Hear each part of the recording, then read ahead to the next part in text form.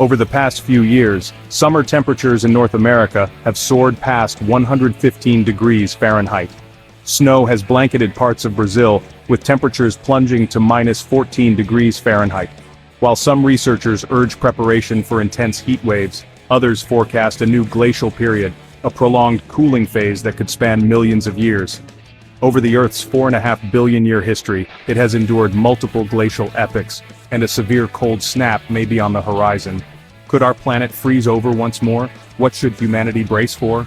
Surprisingly, an ice age is already underway.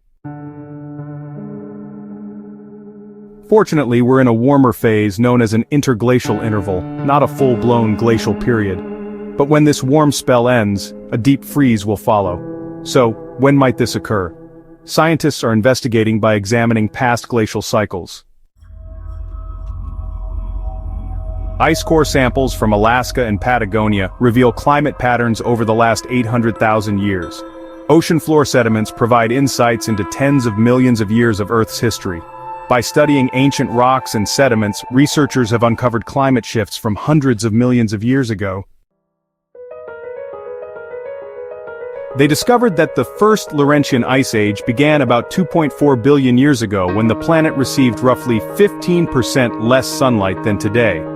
Early microbes released oxygen, reducing methane, a potent heat-trapping gas, in the atmosphere. The Earth then froze for nearly 300 million years, though some equatorial regions remained free of ice. The subsequent Neoproterozoic Ice Age was far harsher, starting around 720 million years ago. Even near the equator, temperatures rarely climbed above -4 degrees Fahrenheit, and elsewhere -58 degrees Fahrenheit became standard. Scientists believe oceans froze solid to their depths, and at the poles, solid carbon dioxide layered over water ice. From space, Earth likely resembled a massive snowball, much like NASA's images of Jupiter's moon Europa with its icy surface reflecting nearly all sunlight. During this period, only bacteria and algae near geothermal springs survived. Another cold era, the Devonian Caribbean Ice Age, began about 450 million years ago and lasted 30 million years. It was milder than the Neoproterozoic, with glaciers up to 2 miles thick reaching temperate zones, but temperatures were only slightly cooler than today. This era ended in catastrophe, known as the Great Extinction or Permian catastrophe, the most devastating mass extinction in Earth's history. One theory suggests that warming at the end of this ice age triggered a methane hydrate eruption. As frozen methane thawed, it surged into the atmosphere, displacing oxygen and creating unlivable conditions, wiping out 70% of land species and 96% of marine life. Researchers continued to explore the causes of global cooling. They found that reduced solar flare activity significantly contributes. With less solar heat and light, Earth's temperatures drop. To test this, physicist Dr. Sarah Thompson developed a computer model of solar dynamics, showing that solar fluctuations align with Earth's glaciation cycles. Cosmic dust clouds can also dim sunlight, impacting climate. Changes in Earth's orbit and axial tilt, as outlined by astronomer Maria Petrovic's model, further influence cooling.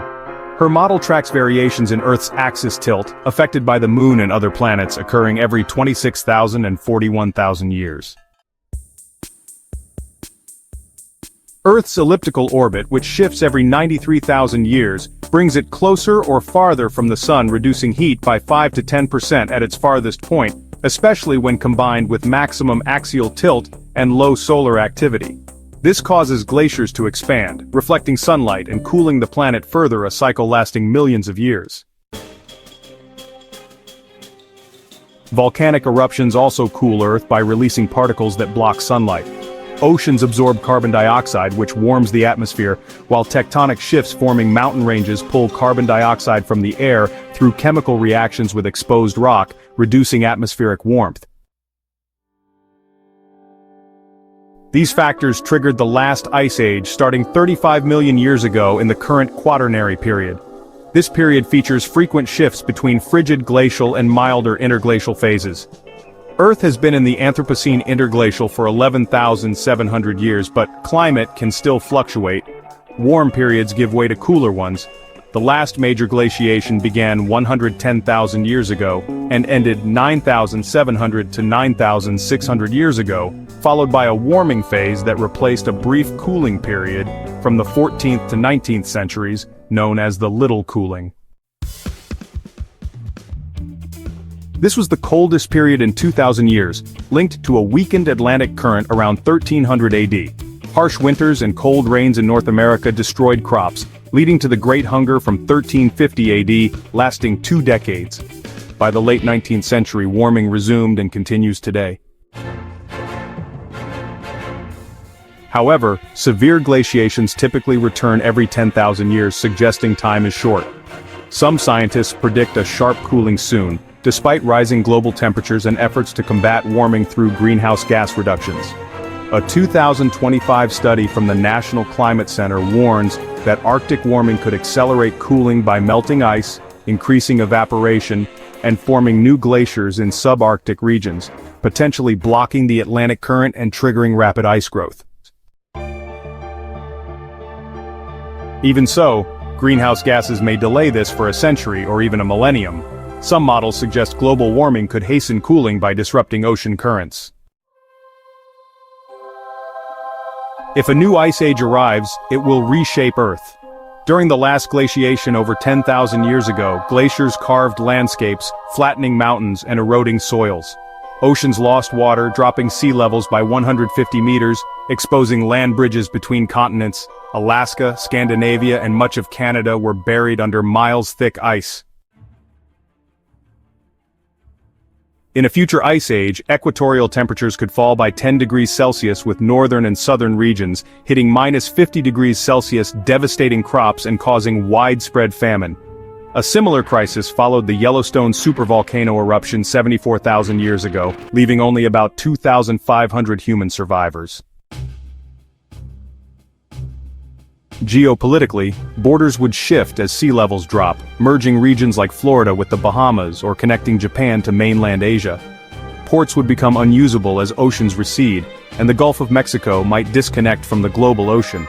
In the US, states like Texas and California could face Alaskan climates, wiping out agriculture. Power plants would fail in extreme cold, and infrastructure would collapse. Survivors would migrate to warmer regions like Central America, Northern Australia, or Southern Africa, where agriculture could persist. These areas, along with newly fertile lands in Brazil and India, might become global powers, but feeding billions of refugees would spark conflicts. Despite these challenges, human ingenuity offers hope. Technologies like enhanced greenhouse gas emissions, such as hydrofluorocarbons, could warm the planet more effectively than carbon dioxide. Fusion reactors designed for extreme cold could provide energy. Glaciers could power massive hydroelectric plants, with water from melting ice driving turbines to supply eco-farms. Genetic engineering could create cold-resistant crops, enabling agriculture in icy regions, much like indigenous Arctic peoples thrived without modern tools.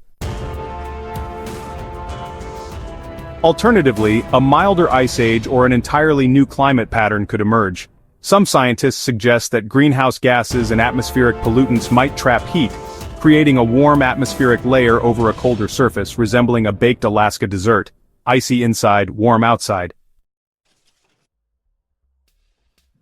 A 2025 NASA report notes that while Antarctic ice has recently increased, this is a temporary anomaly, not a reversal of global warming. The exact form of the next ice age remains uncertain, but Earth's history shows a cycle of warm and cold periods. With preparation, humanity could survive this looming challenge. What steps should we take first? Share your thoughts below and stay tuned for more insights about our planet and its future.